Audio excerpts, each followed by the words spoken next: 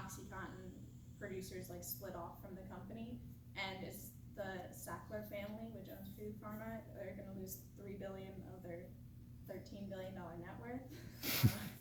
So that makes a difference to them.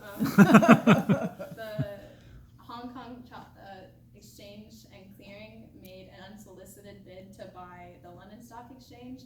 It's not the first time that someone's tried to buy the London Stock Exchange. All of them have failed. Oil tycoon T. Boone Pickens died at age 91. The Trump administration is trying to ban non-tobacco flavors of e-cigarettes, and the Oracle co-CEO Mark Hurd is taking leave of absence for health reasons. So now the other ones. Great, thanks, Alex. Yeah, so we're going to be running these every week now, especially with the launch of the stock competition from next week. So it'll be a key thing now for everyone who's staying on top of the news and the markets as you select your portfolio for the semester and bid to win the cash prize at the end of the semester. So just a recap from we had our Welcome Week co-op panel where we had 2 senior students and 1 recent graduate talk about their co-op experiences at Northeastern. We did a big crowd out for that night, and yeah, we got some really good feedback from that. We're going to be hosting another co-op panel at a later stage this semester or next semester. It's something that we get really good feedback from students, particularly from younger students who haven't yet completed their co-op. So we had our welcome event then last week where we gave an introduction to the club and an outline of our stock competition, which will be beginning on the 24th of September. So that's next Tuesday, I believe. So without further ado, I'd like to introduce our guest speaker for today. I'm going to be speaking with Chris McCarron, a real estate agent, author, speaker, and investor. We're going to be talking about real estate in addition to various other investment vehicles, and hopefully give you guys some insight into her career so far. So I'd like to introduce Christine.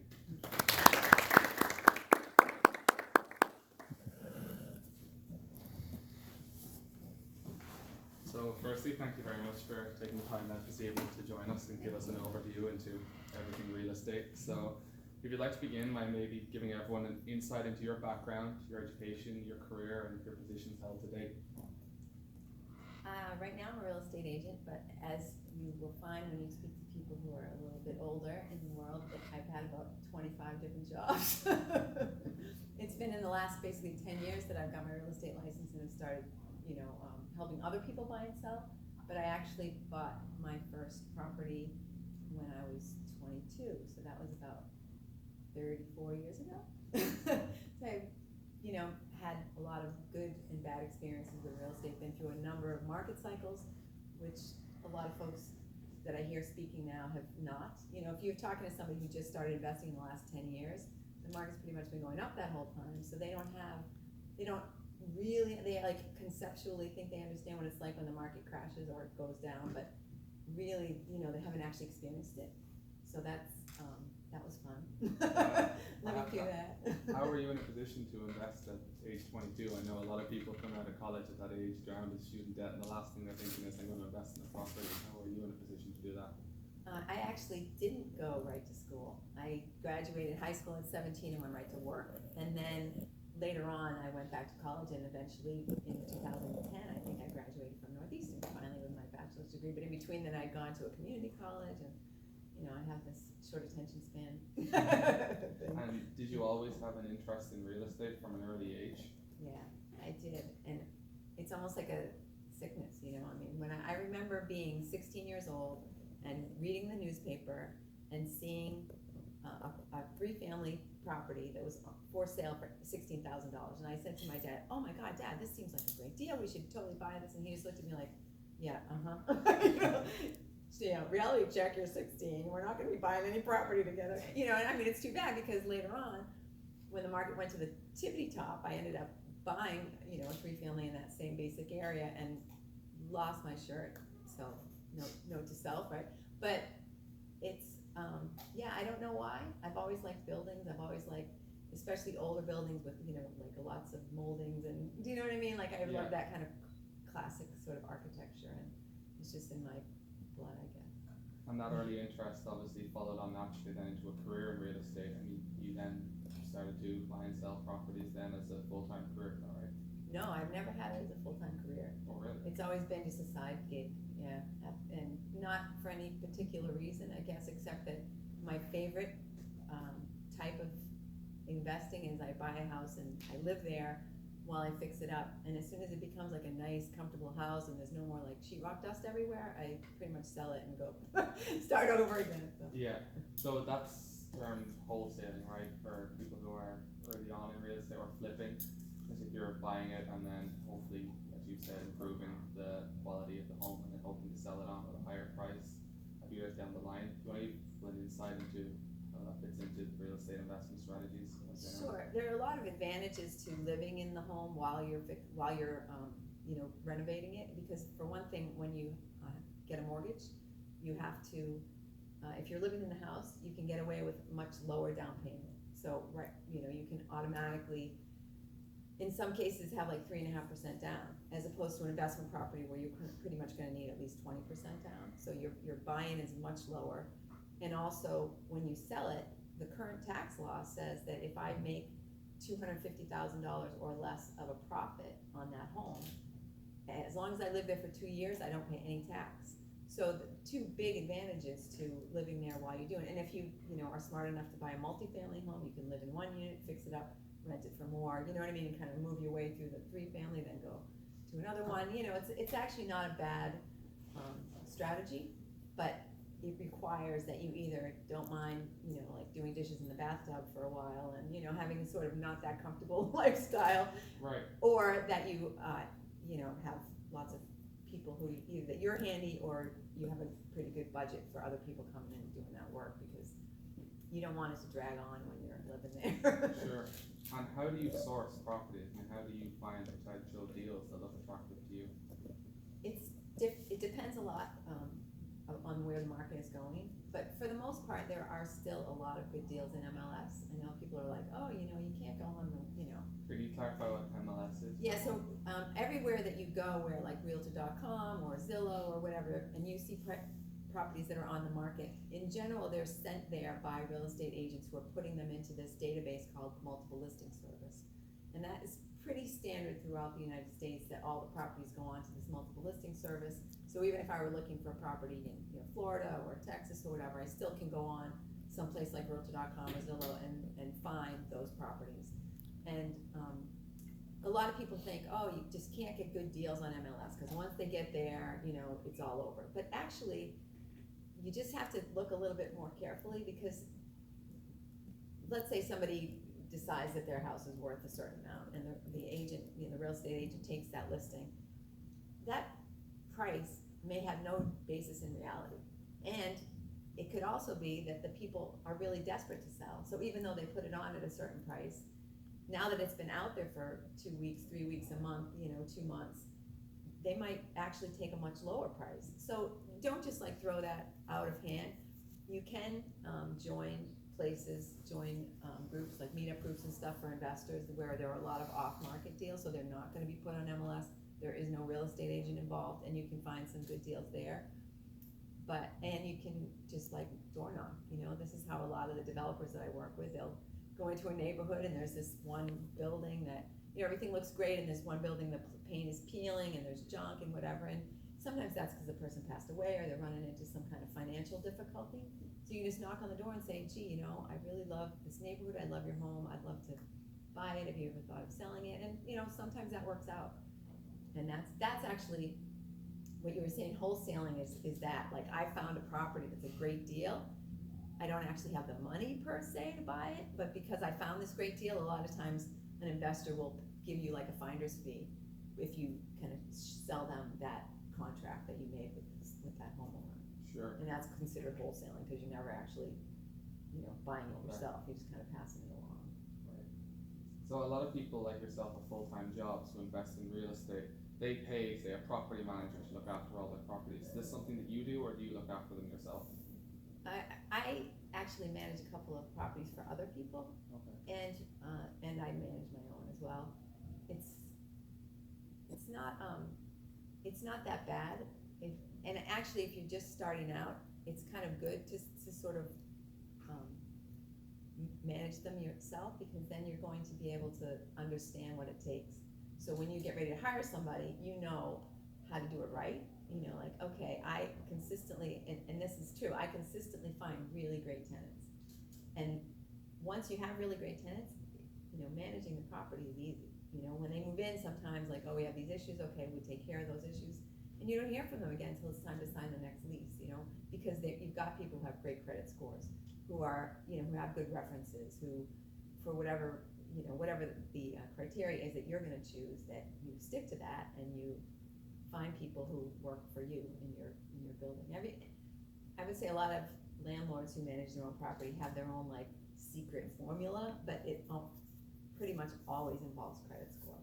Right. It's important. It is important. So I'm going to change course slightly. As I said to you before the meeting, we've historically been a stock investing club. So could you give some of the advantages that you believe real estate has over, say, more conventional strategies for people our age, like stocks? Sure. So you have your, let's say that, what's name a stock like somebody is using for your, what's a stock that some of you are using for the contest? Like a stock that you think is really hot that's gonna do really well. Okay, so if I wanna buy $10,000, if I wanna buy $100,000 worth of Disney stock, how much money do I need? It's not a trick question. $100,000. That's right. But if I wanna buy a piece of real estate that costs $100,000, how much do I need? If I'm gonna live there, how much do I need? 3,500 bucks. Yeah, and if I'm not gonna live there, I need 20,000. It's still a lot less money you can leverage with real estate. That's a huge, huge advantage, especially when you're just starting out. You know, then if you wanna take that profit and buy Disney stock, great, you know, but. Yeah, and you touched on as well some of the tax advantages as well of saying you're living in the property. So do you go into that in a bit more detail, like versus stocks, for example, the benefits of real estate? Huge. You know, he's like taking my whole agenda for the meeting on Wednesday. You know, we have this whole thing, real estate investing, is it for you thing that I think is gonna come up here in a bit. And that's, we talk about that. There are so many tax advantages with real estate. For example, a big one is depreciation. So when you buy a building, how long do you think it's gonna take before, if you don't touch, let's say a wood frame building, you don't touch that building, how long is it gonna take before it drops into the ground and just disintegrates? There's no wrong answer. 50 years.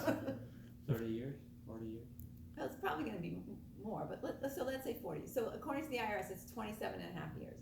So by the end, so if you buy a property where the building is worth $275,000, every year you can deduct 127 and a half of that property. So every year you deduct $10,000 right off the top of your income. So you can see how it would be a lot harder to show a profit when you're automatically deducting $10,000. But in real life, you know, your building is probably gaining in value. So there's that advantage. Depreciation is a big one. There's also everything you do to the property. You paint it. You pay your brother to, you know, paint the property. You give him $50,000. Well, that's a $50,000 tax deduction. It's just, there's all kinds of great ways to save money with real estate that don't exist for taxes. And speaking of some of those specific benefits for real estate, do you ever target specific areas?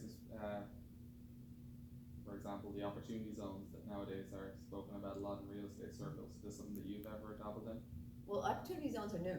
Right. Yeah, so I haven't done anything with opportunity zones yet. I've been doing a lot of research on them, and there's some stuff on my blog about opportunity zones and stuff, but I have not yet done anything with them.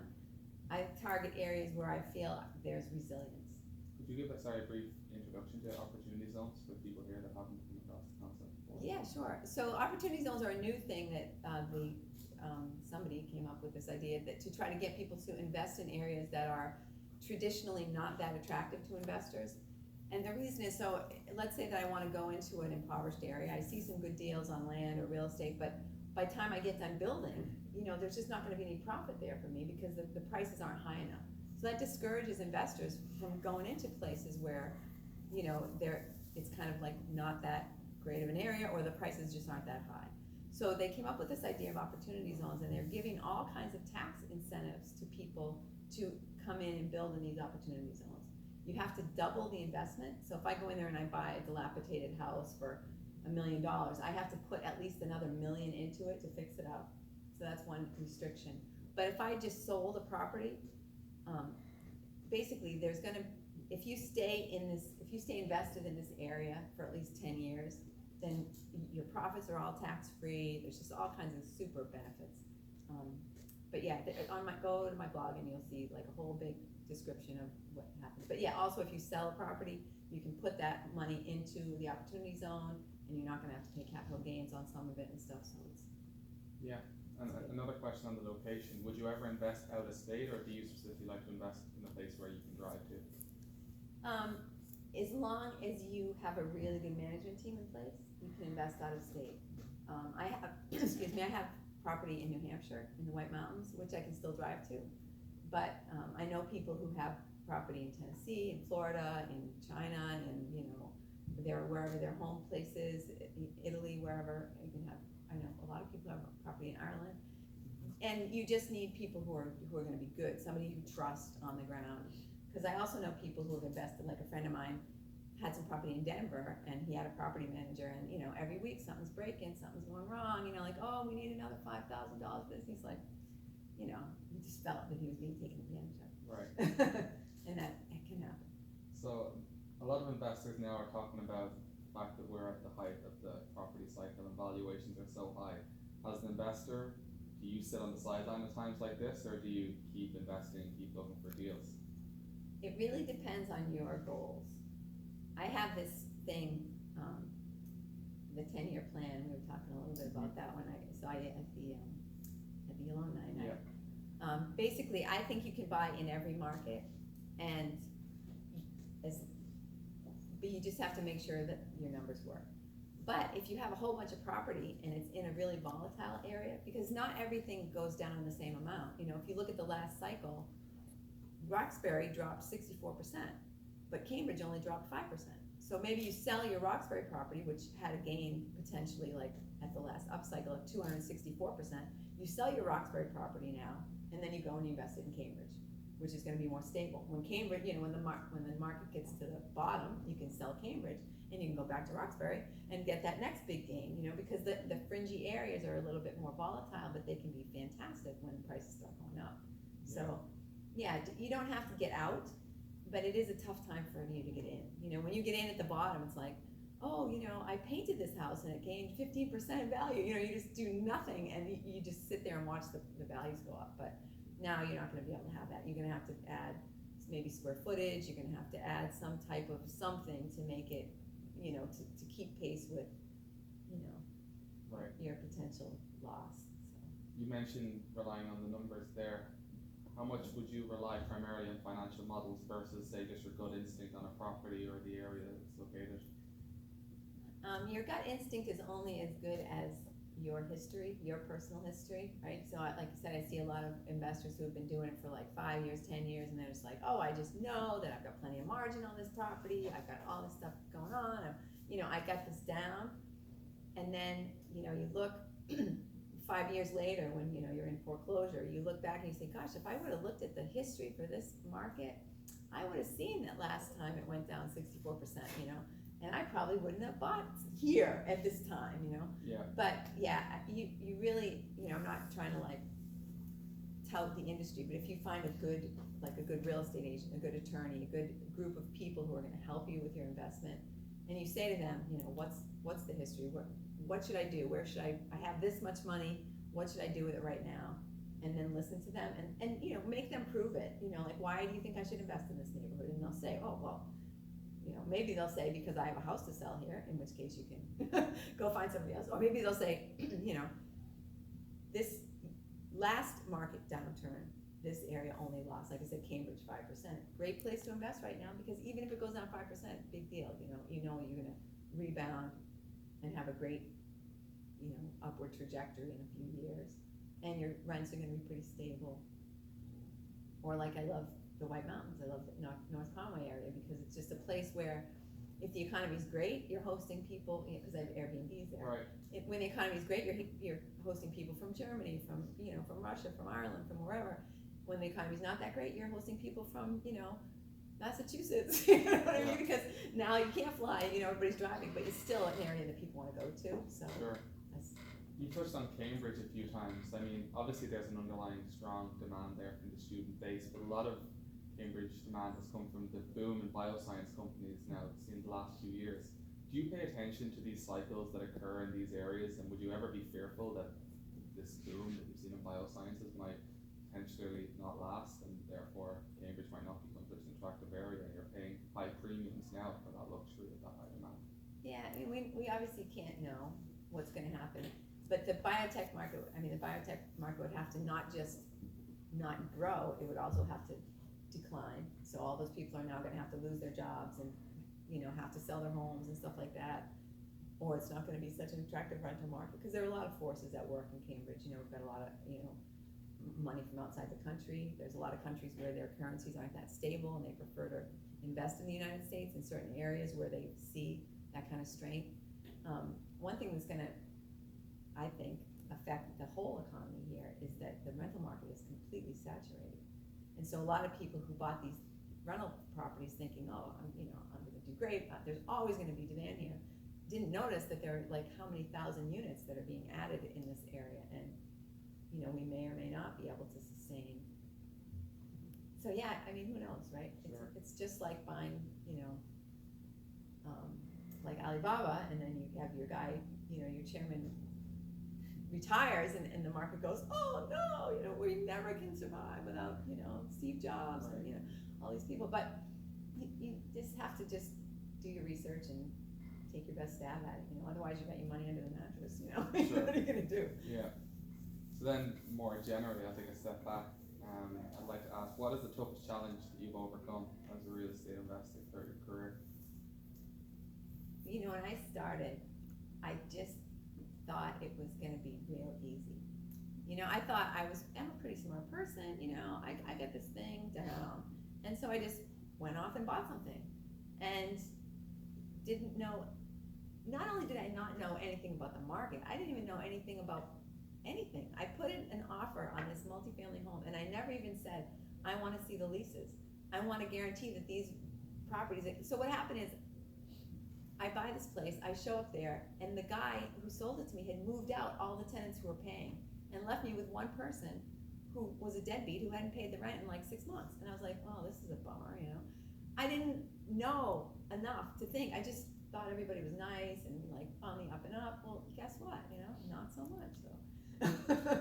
Yeah, I didn't, just knowing that I have no clue, and that you have to ask questions, because a little bit of knowledge, right, is a dangerous thing. You think, oh yeah, okay, I know this, but until you really start reading and you really start researching, you don't know how much you don't know.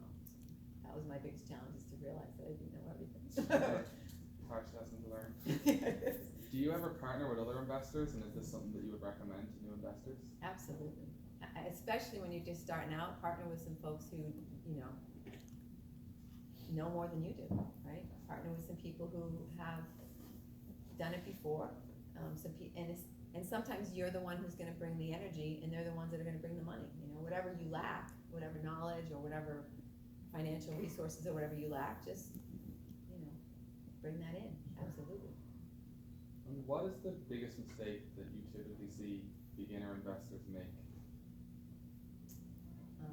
That same one I made, I think. Yeah. Yeah, that you just feel like, I know, I got this, I was a member of the Real Estate Investment Club for 2 years, man, I got this. And then you just realize, wow, why didn't anybody tell me this stuff? So just asking, you just ask more questions than you think you need to ask. But then don't be like in analysis paralysis. At a certain point say, okay, I know enough, I'm gonna do it. Yeah. I mean, there are plenty of resources nowadays for people to leverage in order to kind of make a head start before they actually start investing. Do you have any personal favorite resources that you use? As far as Say real estate investing, or even investing more generally as well. to learn about Yeah. different things, Yeah. stuff like that. I guess I tend to just Google my questions, you know what I mean? I don't have like a specific podcast or a specific blog or whatever that I read all the time, because I usually have one specific thing that I wanna learn, and I don't really know where, if you were starting from scratch, you would be able to go to like get kind of step-by-step information. You can buy my book. But for regular investing, I actually love betterinvesting.org. It's a great website especially for beginners, but even they have some analytical software, they have tons of videos to teach you how to use their software and how to, look at trends and all that, and I like it a lot for stock investing. Yeah, great, write that down, we'll link that as well at the end.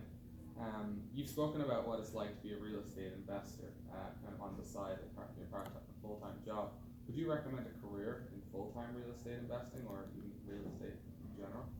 Sure, absolutely. I mean, if you like real estate, if you like buildings, if you like, going into a place and seeing what it is now and imagining what it could be, when it grew up or when it got facelift or whatever, it's a great job.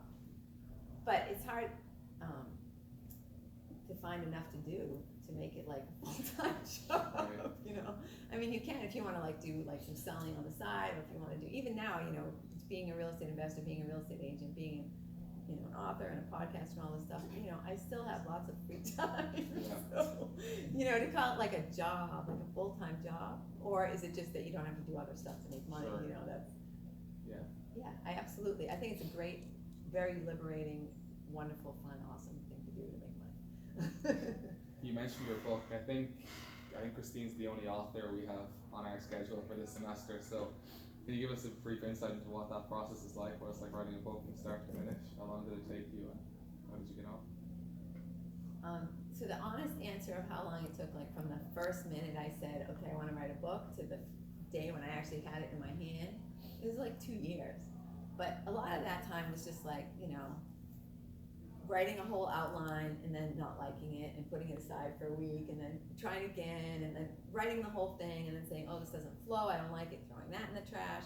Once I sat down and said, all right, I'm just going to focus on this thing, I'm going to write it and get it done. The writing process took about 3 months. But you can't discount sort of that year of, diddling around, because that kind of clarified my mind, I think, a little bit more and allowed me to do more reading and thinking and stuff. But yeah, I mean, in theory, if you already have your mind together, you could probably do it in 3 months. Right.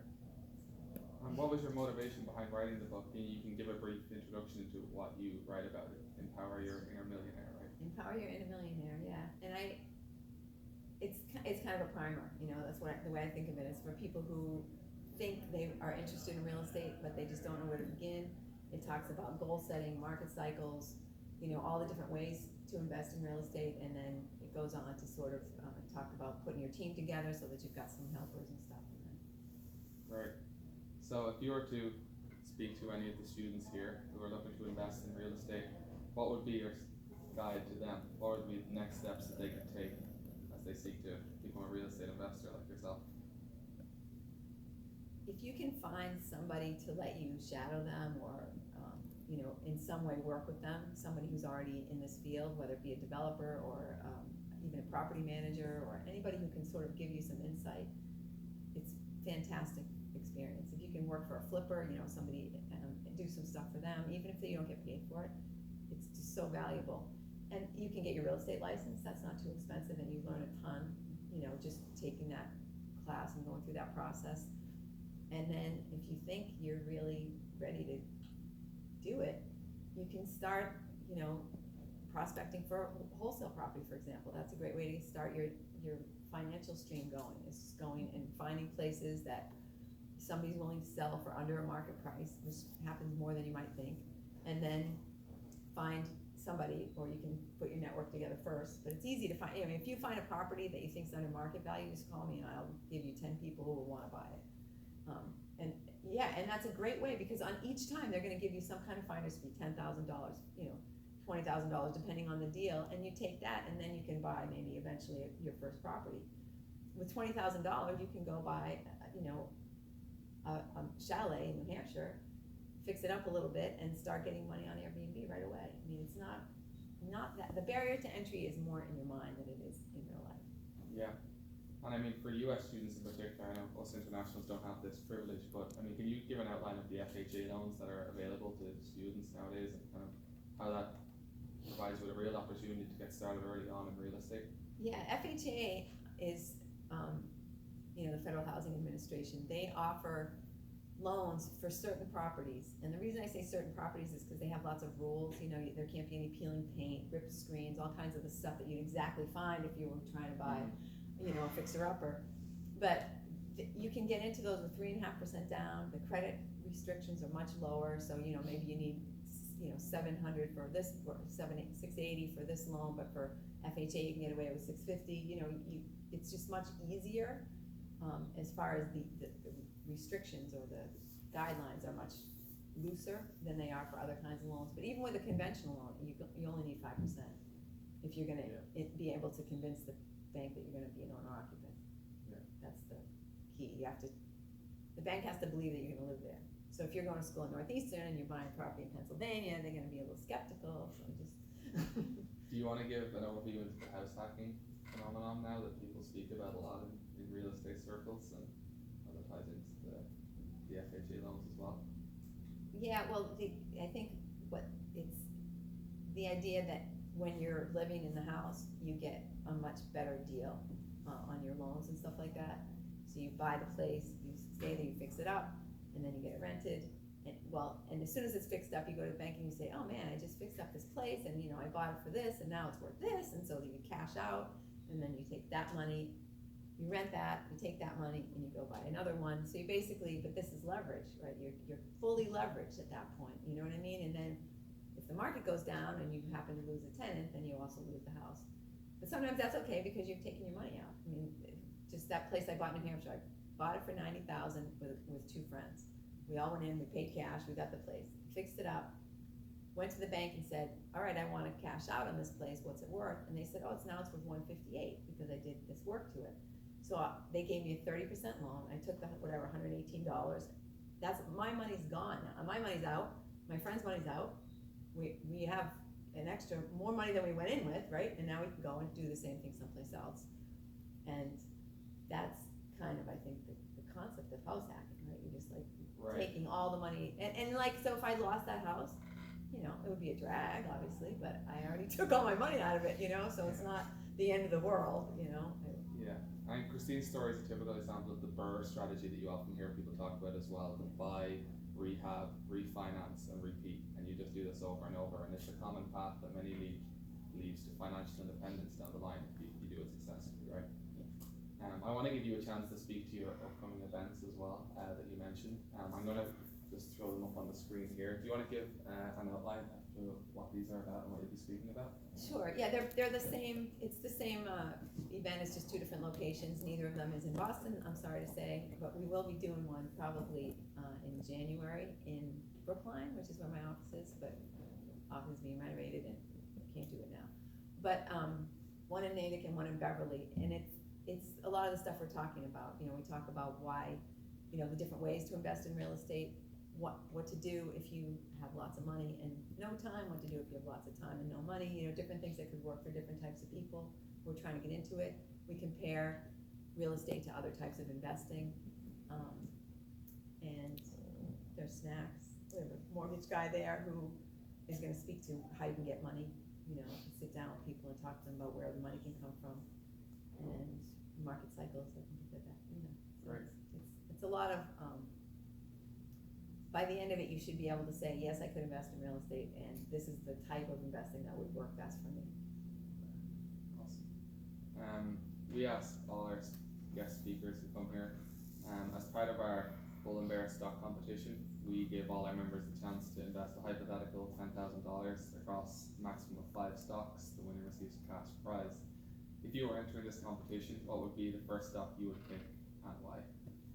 So I talked about this before the meeting because I wanted to know what the criteria is, and since we can only stay invested till the end of the year, and we have to make this money by the end of the year, then I think I would go with this company Quedian. You heard of this? No. The ticker is QD, and basically it's kind of like the Chinese version of Square, I guess would be the best description, or maybe even a cross between Square and PayPal in a way. And I bought it about 3 months ago, I think, and it was only like $5.50. I bought a little cheapy stock from that, and now it's worth like $7.17. So I was pretty happy with that gain, and I think it's going to keep going like that because obviously it's a huge market, and it's still they're not even fully penetrated in there. They only have, I don't know, I can't remember what percentage of the market they have, but I like them, and I've been happy with their return so far.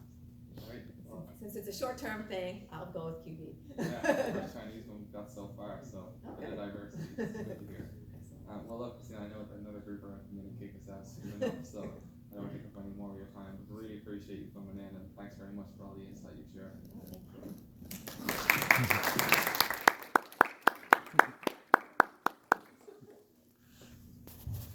So, in terms of what we have